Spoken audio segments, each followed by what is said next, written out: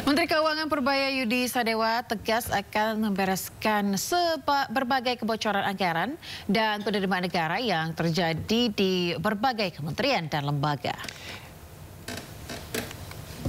Menko Purbaya siap menebang habis berbagai kebocoran anggaran dan penerimaan negara yang selama ini kerap terjadi. Fokus utamanya memperkuat penerimaan negara dengan memperbaiki tata kelola perpajakan dan cukai. Purbaya menduga potensi shortfall atau kekurangan penerimaan akan terus melebar, namun memastikan langkah-langkah korektif tengah dilakukan untuk menutup kebocoran yang ada. Selain itu, peningkatan penerimaan akan tetap ditopang oleh pertumbuhan ekonomi yang lebih cepat, terutama melalui dorongan terhadap sektor swasta. Menko juga menekankan selain bergantung pada kinerja ekonomi, pemerintah fokus menekan kebocoran pajak dan cukai yang masih terjadi. Ya, kita tutupi kebocoran-kebocoran yang mungkin timbul. Di cukai, di underpassing segala macam kita periksa lagi. Di pajak juga terapkan yang main-main itu nggak main-main lagi sehingga kita nggak bocor pajaknya. Kalau yang biasanya pelanggarannya apa sih, Pak? Besaran gimana, Pak? Pelanggarannya biasanya apa sih, Pak? Pajak. Ya mereka nego lah sama itu, sama ininya, sama wajib pajaknya. Ya akhirnya dapat pemerintah sedikit tapi mereka bagi dua kali. Itu biasanya begitu. Tapi kan nanti ke depan kita akan terapkan IT yang lebih canggih lagi. Saya harapkan akhir minggu ini Cortex sudah siap mungkin. Jadi itu kan meningkatkan lagi pendapatan dari pajak kalau lebih efisien Cortexnya. Pak, kalau yang penangkapan besar-besaran itu dari mana, Pak? Yang Bapak bilang pekan lalu di Kemenkeu itu, Pak? Apakah pajak, bea cukai, bagaimana, Pak? Yang under invoicing, yang selama ini nyelundupin, yang banyak tekstil, baja, segala macam, itu kan sudah ada nama-nama pemainnya kan. Tinggal kita pilih aja siapa yang mau diproses. Anda kembali di Sindo Today bersama saya Aya Nufus dan rekan saya Bayu Pradana. Pemirsa, kita ke informasi terkait dengan kasus penyakit influenza tipe A yang kini kian merebak dan membuat sebagian pasien harus dirawat inap di rumah sakit. Jadi Kementerian Kesehatan mengimbau masyarakat meningkatkan protokol kesehatan.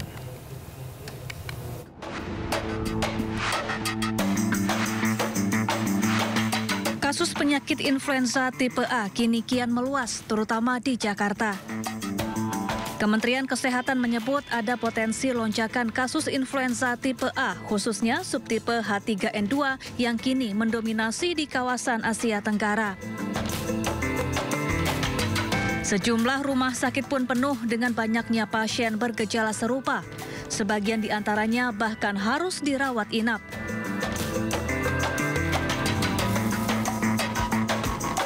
Adapun gejala influenza antara lain demam, batuk, pilek, sakit kepala, nyeri otot dan sendi hingga muntah-muntah.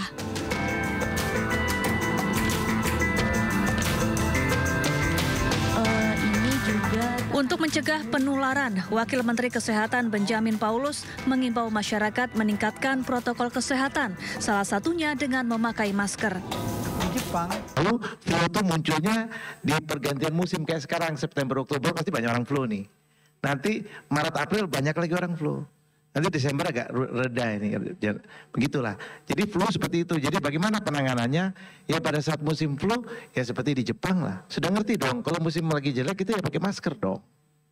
Itu satu-satunya pengaman kita pakai masker. Jadi ingat, flu itu selalu menyerang sama orang yang rentan, yang daya tahan tubuhnya rendah. Jadi setiap orang sakit itu terjadi karena dia kalah perang.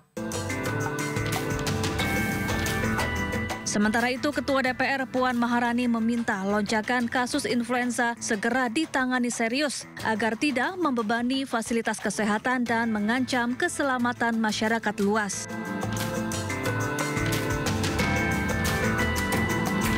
Lonjakan kasus influenza ini merupakan bagian dari pola peralihan musim kemarau ke musim hujan. Diprediksi kasus influenza akan mereda pada Desember mendatang. Tim Liputan iNews melaporkan. Lonjakan kasus influenza A merupakan kombinasi antara perubahan cuaca ekstrim, dugaan mutasi virus, penurunan imunitas masyarakat, serta kurangnya kesadaran pencegahan. Ya, meski demikian masyarakat diminta untuk tidak panik, namun tetap harus mewaspadai gejalanya.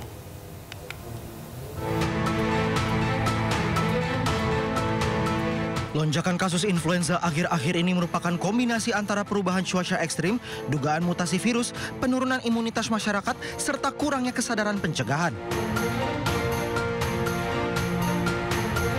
Menurut data Kementerian Kesehatan, peningkatan kasus influenza A di Indonesia mencapai 38% sejak awal Oktober 2025. Menurut epidemiolog Griffith University Australia, Diki Budiman, influenza A bisa menyebabkan banyak infeksi di dalam tubuh, namun demikian masyarakat tidak perlu panik. Bisa 1-2 minggu batuknya masih ada. Nah, ini yang perlu diketahui, dan ini memang menjadi catatan saat ini. Bisa jadi karena polusinya, bisa jadi juga masalah imunitas.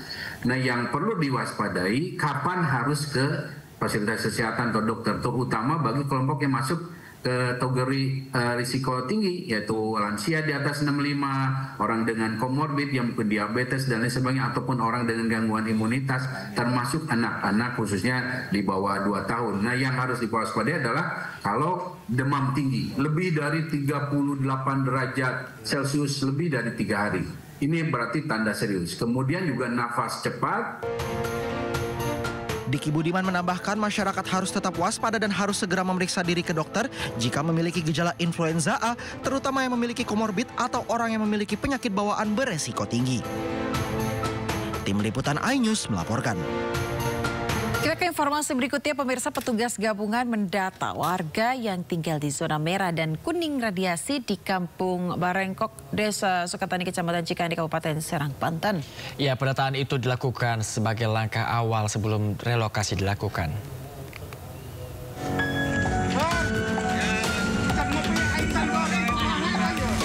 Petugas gabungan mulai mendata warga dengan mendatangi rumah warga untuk mencatat identitas kependudukan mereka yang tinggal di zona merah dan zona kuning paparan radiasi di Kampung Barengkok, Desa Sukatani, Kecamatan Cikande, Kabupaten Serang, Banten.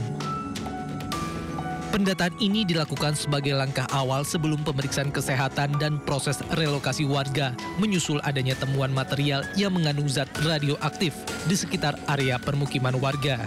Ada harapan, Pak, barangkali? Kayak harapan secepat mungkin beres sih. Sudah kemana? Nggak ada. Kabur ya? Tadi aktif lagi. Kampung Barengkok terbagi dalam 2 zona, yaitu zona merah dan zona kuning. Berdasarkan hasil pengukuran sementara, tingkat paparan radiasi di zona merah tercatat lebih dari 2,5 mikrosievert per jam. Sementara zona kuning berada pada kisaran 0,5 hingga 2,5 mikrosievert per jam. Untuk rencana relokasi kami belum bisa bicara lebih jauh karena kami akan melaporkan data-data ini terlebih dahulu kepada pimpinan kami, kepada dinas terkait. Untuk relokasi dan sebagainya nanti akan ada keputusan lebih lanjut bagaimana teknisnya, bagaimana penanganannya, bagaimana tindak lanjutnya. Secara konsep relokasi adalah untuk apa? Untuk mengamankan masyarakat ketika ada proses itu. Dari hasil penelusuran rumah warga tercatat hanya berjarak sekitar 10 meter dari sumber bahan radioaktif yang ditemukan di salah satu lapak limbah, sehingga membuat petugas melakukan pembersihan dan pemindahan material radioaktif. Dari Serang, Banten, Mahesa Apriandi, iNews melaporkan.